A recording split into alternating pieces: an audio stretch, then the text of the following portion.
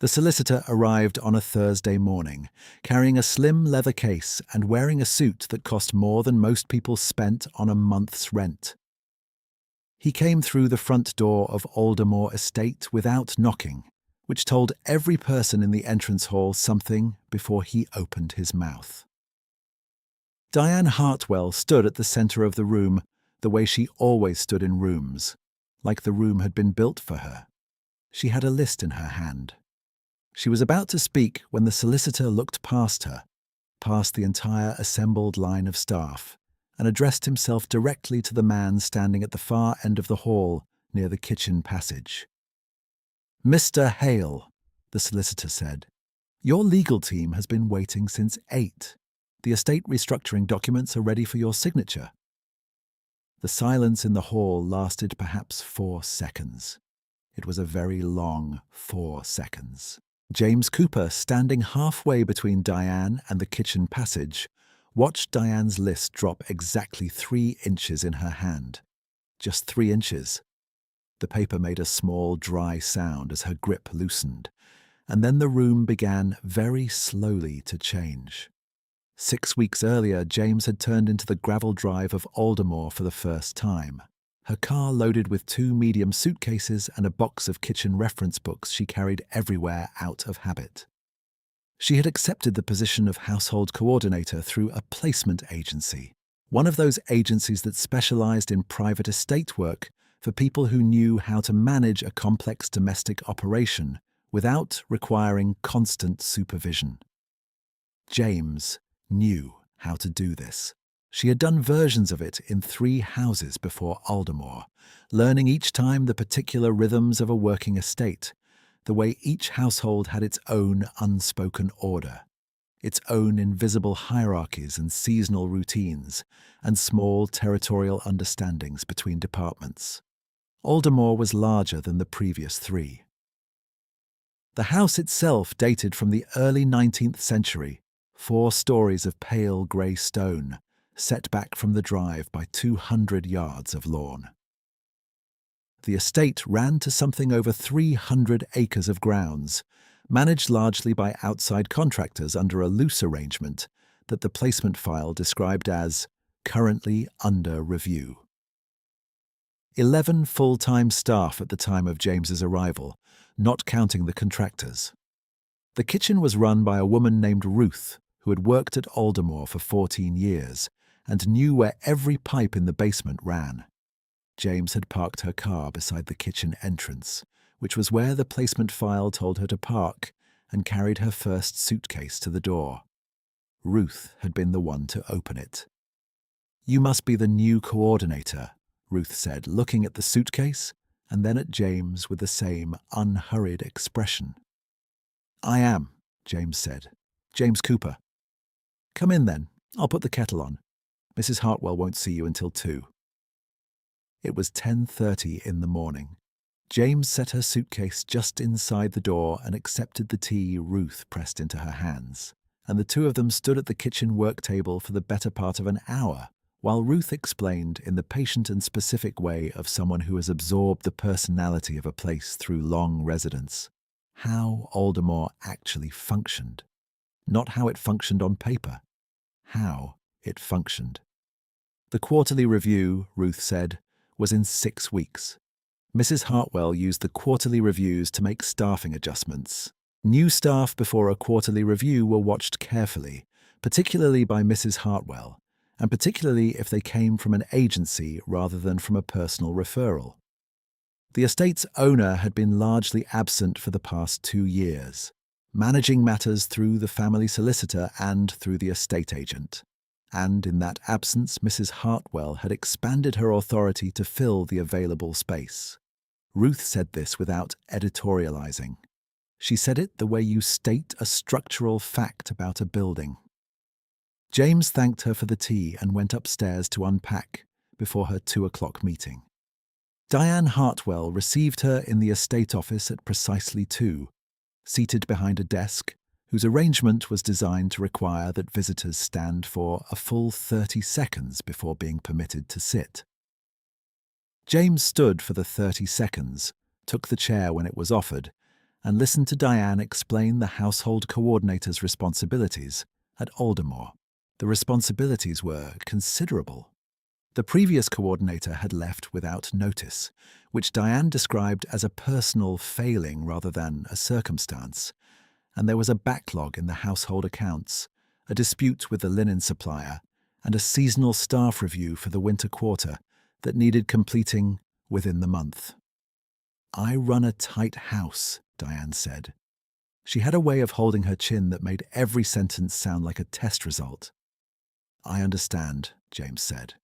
"The position requires complete reliability. The estate's owner expects the house to operate at the highest standard regardless of staffing transitions." James nodded. She did not say she had managed a house at a higher standard than Aldermore's current state suggested, although the evidence was already visible to her in the linen account ledger she could see on the corner of the desk, and in the fact that 3 items on the supply order pinned to the bulletin board behind Diane's head were 3 weeks past their reorder date. She said instead, "I'll start with the linen account." Diane looked at her with a particular expression, not quite displeasure and not quite surprise. Something between the two, held behind a careful face. "You may start with the household schedule," Diane said. "The accounts are a senior matter." James started with the household schedule. The phone call from Nora came 10 days into James's time at Aldermore, on a Wednesday afternoon when James was sitting in the household office eating a sandwich over the winter supply inventory. Nora Vance was James's cousin on her mother's side, a woman 5 years younger than James, energetically social in the way of people who treat their social connections as a kind of currency. Nora meant well, generally. She called when she thought of you, which was irregular but reliable over a long enough span of time. "James," Nora said without preamble, "I have a friend who needs work. Serious work, estate work, not just anything. His name is Marcus. He's been doing property management on the continent for the past couple of years, but he's back now, and I think he'd be absolutely right for a steward position. Can you recommend him?" James ate the last of her sandwich. She thought about the open steward position at Aldermore, which had been vacant for 4 months, and which Diane had been filling on a temporary basis through a retired land agent who came 2 days a week and charged accordingly. "I don't know him," James said. "I know you don't, but I do. He's solid. He knows how these places work. He won't embarrass you. If he applies formally, I can pass his name to Mrs. Hartwell. That's all I'm asking." James wrote Marcus Hale's name and Nora's contact number on the corner of the supply inventory and told Nora she would see what she could do. What she could do turned out to be limited. Diane received the name with the same expression she used for all information that arrived from sources she had not personally vetted. Polite, faintly resistant, the expression of someone who has decided the answer before hearing the information, but has not yet decided how to decline it cleanly. "You know this person?" Diane asked. "He's a referral from family," James said. "He's been managing private property on the continent. I haven't worked with him personally." "A family referral is not a professional reference." "No," James agreed. "But the agency hasn't produced a shortlist in 4 months, and the temporary arrangement is costing the estate more than a full hire would. I thought it was worth passing along." Diane looked at the accounts for a moment. Then she said she would interview the candidate, and the word candidate carried the same weight as the word inconvenience. Marcus Hale arrived for his interview the following Monday in a car that was neither new nor old, a practical dark-coloured car that told you nothing in particular. He was perhaps 35, lean, unhurried in the way of people who have stopped needing to demonstrate urgency. He wore a plain jacket over a dark sweater, nothing that marked him as anything beyond what he was supposed to be, which was a man who had come about a job. He introduced himself to James in the entrance hall with a handshake that was firm without being performative, and said he was grateful for the recommendation. "I didn't recommend you," James said honestly. "I passed your name along." He smiled at the distinction. "That's generous of you," he said. "Most people don't bother with even that." James showed him to the estate office and went back to the household accounts. Diane hired him grudgingly, as she did all things that had not originated in her own initiative. Marcus began work the following week, responsible for the grounds management, the contractor relationships, the seasonal maintenance schedule, and the estate's working infrastructure. All the things that kept 300 acres of private land from quietly deteriorating while no one was looking. James saw him daily, sometimes twice daily, in the natural course of household operations. He needed keys from the household records when he was working with the contractors. He attended the weekly staff meetings she ran in the kitchen, where all 11 members of the Aldermore household gathered on Monday mornings to review the week's requirements. He ate lunch in the kitchen when he was working nearby, and Ruth fed him the same way she fed everyone, efficiently and without ceremony. James noticed, with no particular significance attached to it, that Marcus was always the last person in any room to speak, not because he had nothing to say, but because he appeared to prefer the full shape of a conversation to develop before he added his weight to it. When he did speak, he said what he meant without decoration, and his assessments of the estate's maintenance backlog were accurate in a way that suggested he had assessed it thoroughly before making any formal report. She noticed, also with no particular significance attached to it, that he watched things carefully. The grounds, the buildings, the way the household ran. He watched in the way of someone taking inventory. 3 weeks into Marcus's time at Aldermore, a gutter on the East Wing's 3rd floor failed during a heavy rain and sent water down inside the wall cavity to the storeroom below, where it had been sitting for 2 days before anyone found it. James discovered it on a Thursday morning when she went to pull the Christmas linen from the storeroom and found 3 inches of standing water on the stone floor and the linen shelves sitting in it. She stood in the doorway for a moment, calculating. Then she pulled out her phone and called Marcus. He answered on the 2nd ring. She told him what she was looking at. He said he would be there in 10 minutes. And he was. He brought 2 of the grounds contractors with him, and within the hour the wall cavity had been diagnosed, the emergency repair had been arranged, and the wet linen had been pulled to the drying room. It was a bad morning, made significantly less bad by the fact that Marcus had already identified the gutter as a likely failure point 3 weeks earlier in his maintenance report, which meant the repair contractor had already been briefed and was available immediately. James had read that maintenance report. She had flagged it for Diane. Diane had tabled the repair because the quarterly review was coming, and she preferred to present a clean budget. Neither James nor Marcus said this to each other while they worked. She handed him the wet linen in armfuls, and he passed it to the contractors without either of them making the point that was sitting in the room between them. When the last of the linen was out, he said, "You already read that report?" "Yes," she said. A pause, not uncomfortable. He looked at the draining floor. "You're not going to say anything to Diane about the timeline?" "No," James said. "The repair is done. The estate's intact. There's nothing useful in saying it now." He turned and looked at her with an expression she could not quite name. Attentive, perhaps. Quiet. "You're protecting her," he said. "I'm protecting the house," James said. "They're not the same thing." Ruth, who had been standing in the kitchen doorway watching the last of the contractors carry out the final armload of linen, caught James's eye afterward and said nothing.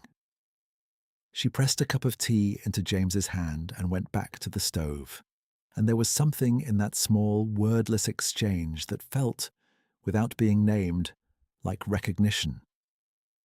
The proximity between James and Marcus settled into a particular rhythm across the following 2 weeks, the natural proximity of 2 people who work in adjacent areas of the same place, and who share a steady, unspoken professional understanding.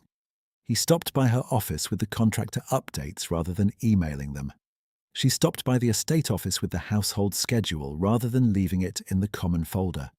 It was efficient. It was also something else. Something she was aware of in the way you are aware of a room's warmth without thinking about the temperature. One afternoon, she found him in the kitchen reading the estate's original floor plan, a large yellowed sheet that Ruth had pulled from the basement archive for a plumbing inquiry. He had spread it across the work table and was studying it with the focus of someone reading a text in a language they know very well. "It's the 1887 survey," James said. "Ruth found it when we were tracing the drain line." "The East Wing's foundation was repointed in 1923, Marcus said, not looking up. "But the original drainage on the north side was never updated. That's your standing water problem." "You know the 1923 repointing?"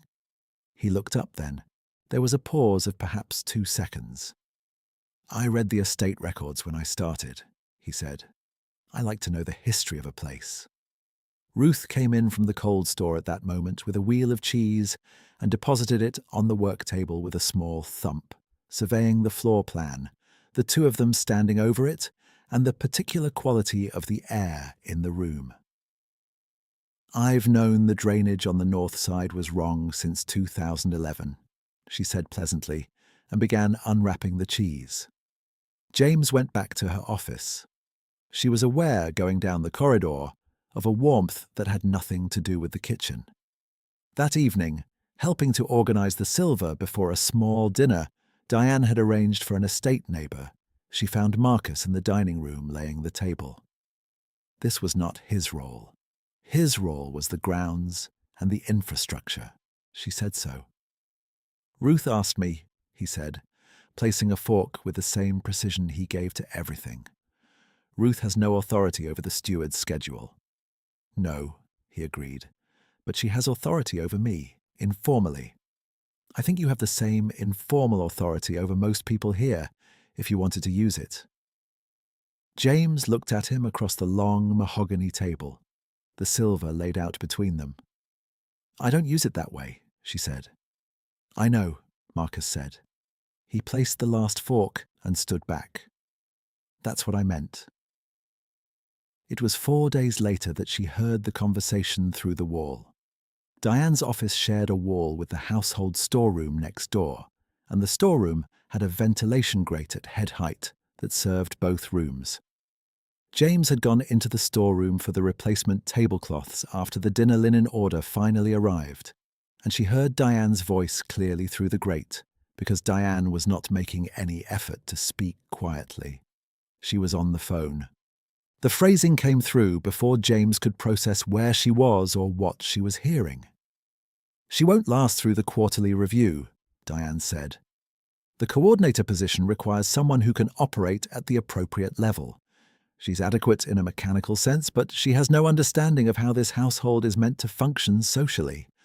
I've already spoken with the agency about a replacement." A pause. The voice on the other end of the line was too low to make out. Then Diane again. "Tell your cousin to stop sending me her recommendations. The steward I can use. The coordinator was a mistake from the start." The tablecloths were cold in James's arms. The storeroom was cold. She stood there for a moment in the specific silence of hearing something that has changed the shape of a room you thought you knew. Then she set the tablecloths down on the shelf above the standing watermark, still visible on the stone wall from the gutter failure 3 weeks ago, and walked back out into the corridor. She went to the kitchen. Ruth was at the stove. James took the tablecloths from the linen press, the spare set, the ones Ruth kept folded on the second shelf, and she went to set the dining room for the next morning's breakfast meeting that Diane had arranged with the neighbouring estate manager. She set it correctly and completely. She polished the sideboard glass. She checked the chair arrangement twice. She did not sleep well that night, and in the morning she did not look any different than she had any other morning. What she did not know, standing in that storeroom, was that the voice on the other end of Diane's phone call had been Nora. Nora, who had recommended Marcus. Nora, who had, in passing the name along to James, set in motion something she did not understand any more than James did. The thread Nora had dropped into the water without knowing what was on the other end of it was still pulling. James found out only afterward, the way you find out most important things, by the arrangement of other events, what they pointed toward, and what they implied. The qualifying review, the real one, the one that mattered to Diane, was attached to a larger estate inspection in the 5th week of James's time at Aldermore. The estate's legal agent was scheduled to visit for a property review, and Diane had been preparing for it for 3 weeks, which was itself a signal that the visit carried more weight than a routine inspection. Diane had ordered fresh paint for the entrance hall. She had arranged for the contractor vehicles to be moved from the courtyard. She had requested that all staff present themselves with particular attention to the household's formal appearance. James had spent the week before coordinating the deep clean of the public rooms, the kitchen inspection, the silver and glassware inventory, and the comprehensive household accounts that she had been quietly working on since her 2nd week at Aldermore, when she had untangled the linen supplier dispute by discovering an 18-month gap in the reconciliation ledger that had been generating phantom charges. She had resolved that gap, absorbed the credit, and updated the accounts without bringing it to Diane's attention, because bringing it to Diane's attention would have required explaining that the gap had existed before James's arrival, which would have required Diane to acknowledge a problem she had not seen. Marcus found her in the household office on the evening before the inspection, still at the desk. It was past 8. The rest of the house had quieted. "You should eat something," he said from the doorway. "I ate." "When?" She considered. "Lunchtime, I think." He disappeared and came back 10 minutes later with a plate of what turned out to be Ruth's leftover stew and a piece of bread, which he set at the corner of her desk with the quiet authority of someone who has decided this is simply what is happening. James looked at the plate. She looked at him. "You don't have to do that," she said. "No," he said.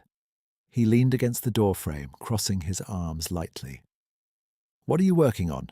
she told him. The accounts, the supplier reconciliation, the summary she was preparing for the inspection. He listened without interrupting. When she finished, he said, "You've done this before. Walked into a situation where the books were worse than anyone admitted and fixed it without making anyone feel the fix." "It's the job," she said. "It's more than the job," Marcus said. He said it level and plain, not as a compliment, but as a correction. "The job is recording the numbers. What you're doing is making the place work for the people in it." She ate the stew. They talked for an hour the way two people talk when they have both been working in close proximity for weeks and have accumulated a great deal of things they have not said to each other. He told her about the continent work, 2 years managing a private estate outside Vienna through a set of circumstances he described briefly and without detail. She told him about the 3 houses before Aldermore and what each of them had taught her. She did not tell him about the overheard conversation in the storeroom, because it was not information she intended to act on, and therefore not information that needed to be spoken. He picked up the empty plate when she was done. At the door, he paused. "Whatever happens at the inspection," he said, "the work you've done here is the work. It's on the record whether anyone chooses to read it or not." She looked at him with the distinct sense that the sentence had been chosen carefully. "That's an odd thing to say to a household coordinator a night before an estate inspection," she said. "Probably," he said, and left. The morning of the inspection was clear and cold. Aldermore looked exactly as well as it was capable of looking, which was considerable. The fresh paint in the entrance hall had dried in time. The courtyard was empty of contractor vehicles.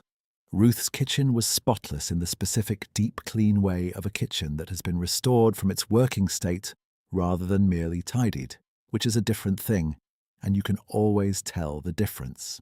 The estate's legal agent was a man named Whitmore, late 50s, wearing good shoes and carrying the slim leather case that was apparently standard equipment for men in that profession who dealt with substantial estates. He arrived at 9:30, was received by Diane in the entrance hall, and began his review at 10. James met him briefly during the kitchen review, where she was able to answer his questions about the household accounts directly, and with the ledger open in front of both of them. He reviewed the supplier reconciliation without comment, asked 2 specific questions about the linen account credit, and accepted her answers with the focused attention of someone who is actually listening rather than working through a checklist. Diane stood beside them both, quiet in the particular way of people who are discovering that a situation has developed further than they expected. Whitmore moved through the house through the morning. James went back to her desk. Ruth brought her a cup of tea without being asked, set it on the desk, and pressed her lips together in the way that was Ruth's form of endorsement. At 11:30, James heard footsteps in the entrance hall. Multiple sets of footsteps. She closed the ledger she was reviewing and went to the doorway of the household office, which looked out onto the entrance hall from its side corridor. There were 9 people in the entrance hall.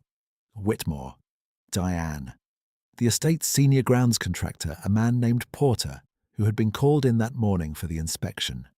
3 of the household staff, including Ruth, who had come from the kitchen.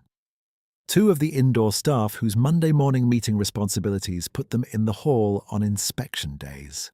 And Marcus, standing at the far end near the kitchen passage. Whitmore said, "Before we complete the review, I have one further matter." He opened the leather case. He produced 2 pages of folded document and a pen, and he looked down the length of the entrance hall to where Marcus was standing. "Mr. Hale," he said, "your legal team has been waiting since 8. The estate restructuring documents are ready for your signature." That was the sentence.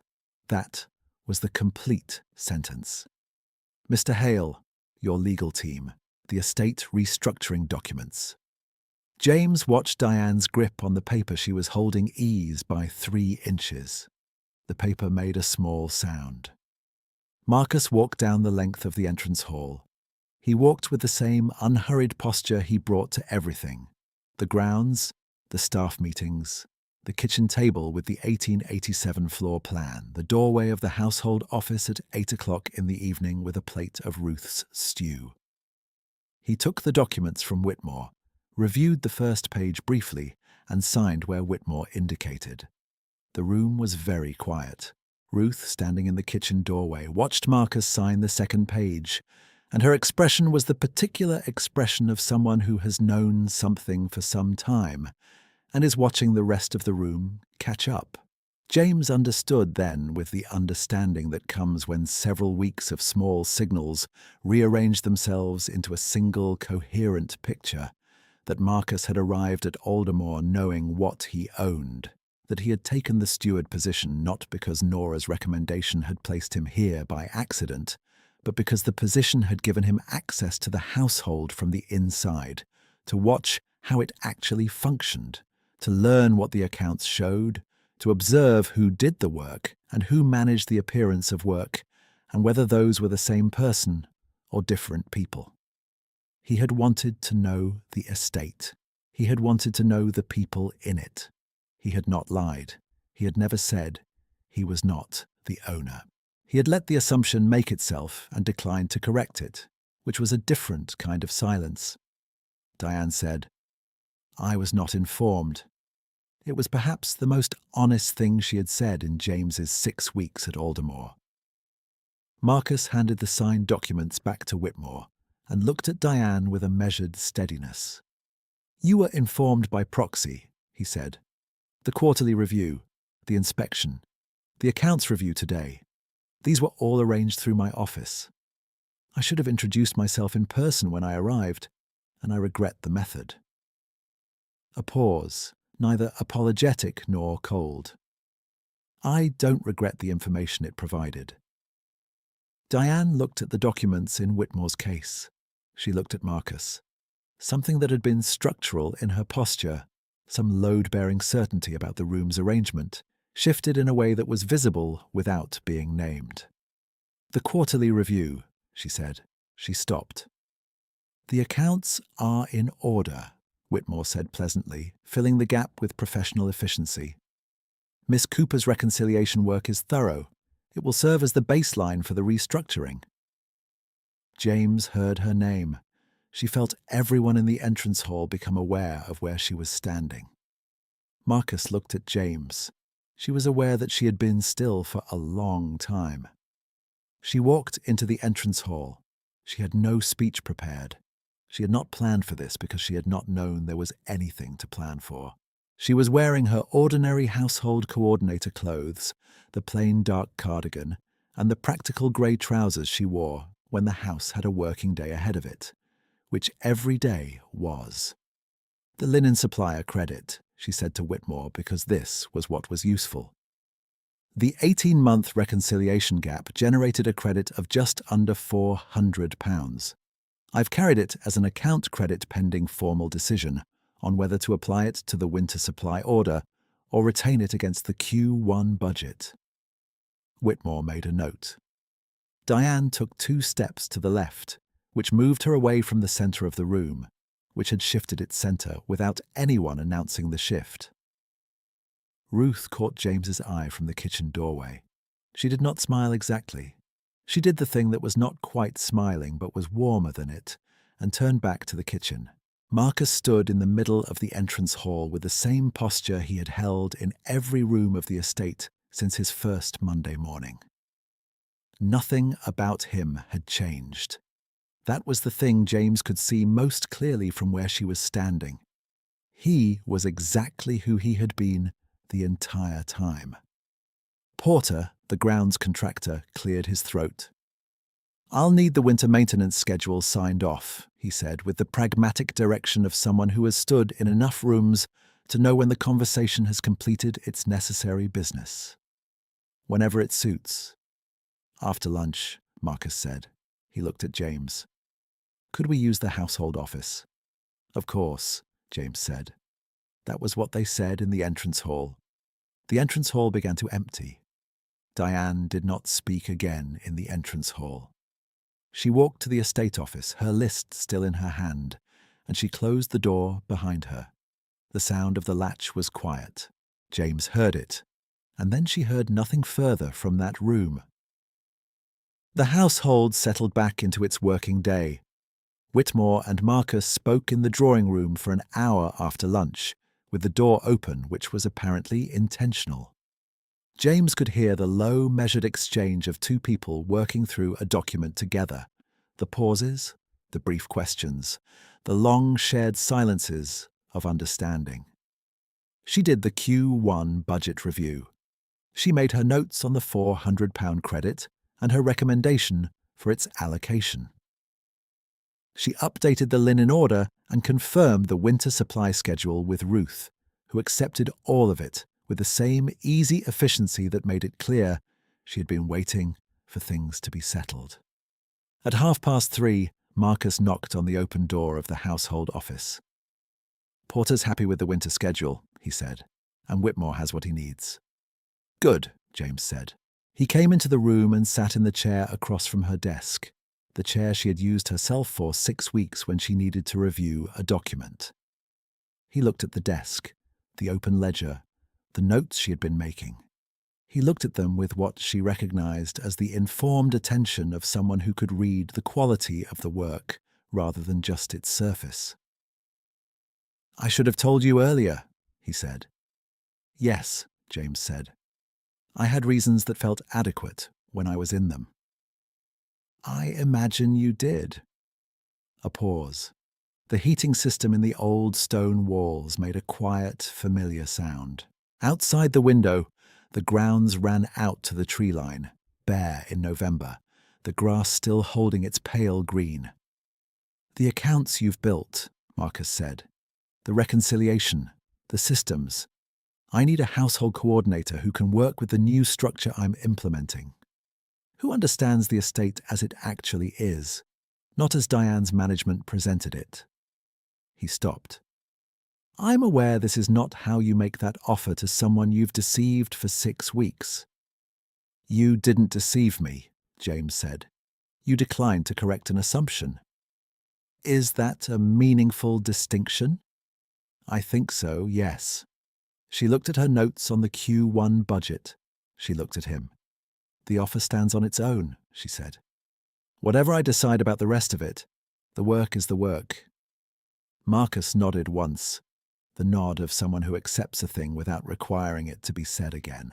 Outside the household office window, the grounds of Aldermore stretched toward the tree line, and James looked at them the way she had been looking at them since the first morning she arrived, noting the gutter on the east wing that had needed repair, the drainage on the north side that still needed its updated survey, the long specific wait of a place that needed someone who would see it clearly and continue to see it regardless of who was watching. 2 days later, James found Ruth in the kitchen at the end of the afternoon, the house quiet around them. You knew, James said. Not as an accusation. Ruth was wiping the work table in the slow, thorough way she cleaned things when the day was winding down. I knew something, Ruth said. You don't work 14 years in a house without learning the difference between someone who owns the place and someone who just manages it. She wrung out the cloth. He looked at the walls the way owners look at walls, not like they need cleaning, like they need keeping. James thought about the 1887 floor plan on the work table, the north drainage, the east wing gutter, the detailed maintenance report that Diane had tabled and James had flagged, and Marcus had written with the precise knowledge of someone who had read every estate record before he arrived. Why didn't you tell me? James asked. Ruth looked at her with the patient expression of 14 years of specific knowledge. Because you were doing exactly right, without knowing, she said. Telling you would have changed that. James stood in the kitchen and felt the truth of this settle into her without resistance. Ruth was right. She had treated Marcus as a steward because he had presented as a steward, and she had extended to him the same professional courtesy and plain regard she extended to everyone, which meant she had given him exactly what he had been watching for without being directed to give it, and without knowing the stakes. If she had known, it might have become performance. Not knowing was the whole point. Nora called on Friday. James, she said with the compressed energy of someone who has been holding a sentence ready for several days. I had no idea. I want you to know I had absolutely no idea. He just said he needed estate work, and I thought of you because you were at an estate, and I thought you might be able to help, and I never in my life imagined he was the owner. How could I have imagined that? I barely know him. We're friends of friends at best. I met him at the Hamiltons' dinner in September, and he seemed perfectly normal and competent, and I thought it was a good match. And apparently it was, obviously it was, but not for the reason I thought. James listened to all of this. It was a good match, she said when Nora had finished. Thank you for the recommendation. A long pause. You're not angry, Nora said. No. That's terrifying. It isn't, James said. It came out right. That's what matters. She stayed at Aldermore. The decision required a week of thinking, and the thinking was honest and specific. Not about Marcus, not about what the revelation had implied about the previous 6 weeks, but about the work, the accounts, the supplier relationships she had rebuilt, the maintenance schedule now properly funded and rolling forward into the year, the kitchen with Ruth in it and the Monday morning meetings, and the 11 people who made up the household and who did their work with varying degrees of efficiency, and all of whom had appeared in the first quarterly review that Marcus conducted the week after the inspection, to understand that the house's standard was going up. Diane remained. This surprised James initially, and then it did not. The house needed continuity, and Diane knew Aldermore's social relationships with the neighbouring estates and the county families in a way that took years to develop and could not simply be replaced by a new hire. What changed was her scope. The social management of the estate's external relationships stayed in her hands. The internal household authority moved to James, formally in a restructuring document that Whitmore prepared and that all three of them signed in the estate office on a cold Wednesday morning in December. Diane signed without speaking. She signed with a particular quality of attention, her pen moving carefully along the line. When she was done, she looked at James across the desk and said, "The linen credit. Apply it to Q1. "I'll make the note," James said. Diane stood and walked to the door. She stopped with her hand on the frame. "The account reconciliation was thorough," she said, not turning. "I should have said so before now." James said nothing. There was nothing that needed to be said. Diane walked out of the estate office and the door stayed open behind her. Marcus came to the household office that afternoon, not for the first time and not with any particular stated purpose. He brought the contractor update, which was not urgently needed, and stayed to review the Q1 budget notes, which were already complete and which he had likely already seen. They sat on opposite sides of her desk in the pale December light, the grounds outside the window going grey and cold in the early dark. The house was quiet in the specific way of a working estate at the end of a working day, the small sounds of it settling, the heating system, the kitchen below, the ordinary, audible life of a place that is looked after.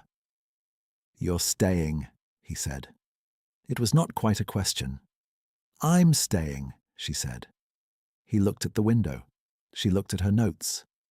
"If you find this story worth your time, leaving a comment below costs nothing and tells us exactly what to make more of." Outside, the day finished in the way of short December days, quickly and without ceremony, the light going from pale to grey to dark, while the house held its warmth inside. James closed the Q1 budget ledger and set it in the correct drawer and pressed the drawer closed. She picked up her cardigan from the back of the chair, the plain dark one she wore when the house had a working day ahead of it. She stood and looked at the household office for a moment.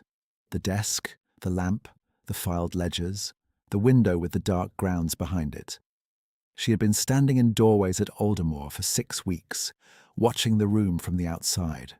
The corridor, the storeroom, the entrance hall from the side passage. She walked out of the household office and into the corridor, and turned left toward the kitchen where Ruth was still at the stove, where the window was fogged with warmth, where the house was lit from inside against the December dark. She walked through the kitchen door without pausing at the threshold. She was already home.